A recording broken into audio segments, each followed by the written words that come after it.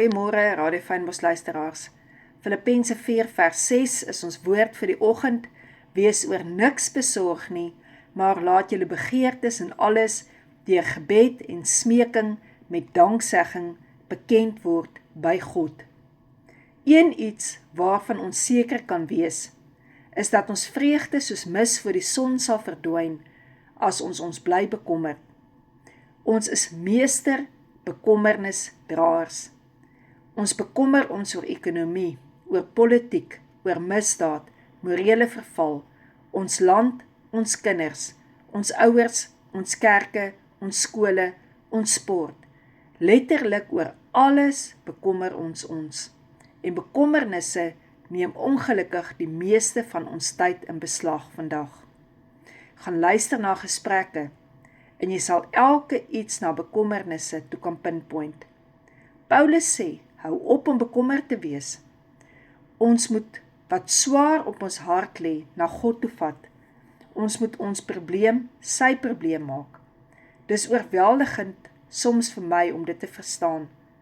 Ek maak die foute en tog kan ek daardie probleme wat ek veroorsaak het, eintlik God se probleem gaan maak.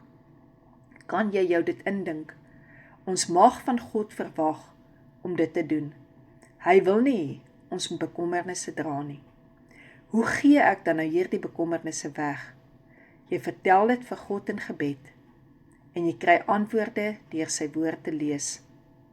En jy vertel hom alles wat op jou hart is. Van die kleinste goed wat jou onrustig maak, wat jou bang maak, tot dit wat jou laat wakker lê nagte. As dit moet, skryf dit neer en begin dit aftik soos wat jy bid. Begin 'n gebedsjoernaal hou en jy sal verbaas wees hoe jy jou bekommernisse een vir een kan begin aftik. Wat regtig gaan gebeur waaroor jy bekommerd is so min die waarheid. Jy sal sien hoe lank jou lysie is van bekommernisse en hoe meer jy God vertrou, hoe korter daardie lysie raak. En hier staan ja, smeek God. Smeek hom vir party goed.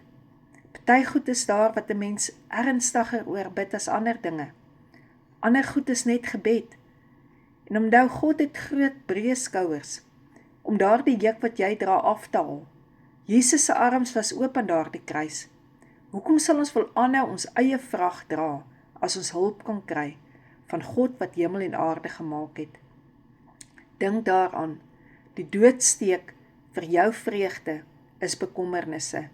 Moenie die probleem joune maak nie, maar maak jou begeertes by God bekend. Ja, smeek ook as jy moet, maar onthou om dankie te sê reeds dat hy geantwoord het. Alles in die lewe kan jy na God toe vat. En dink weer daaraan, jy kan jou probleme God se probleme maak. Dit is net vir my so amazing om dit te kan weet.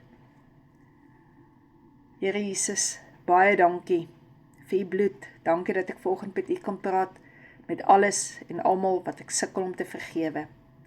Dankie dat ek hierdie lys van bekommernisse kan aftik. Here, deur dit oor te gee aan u.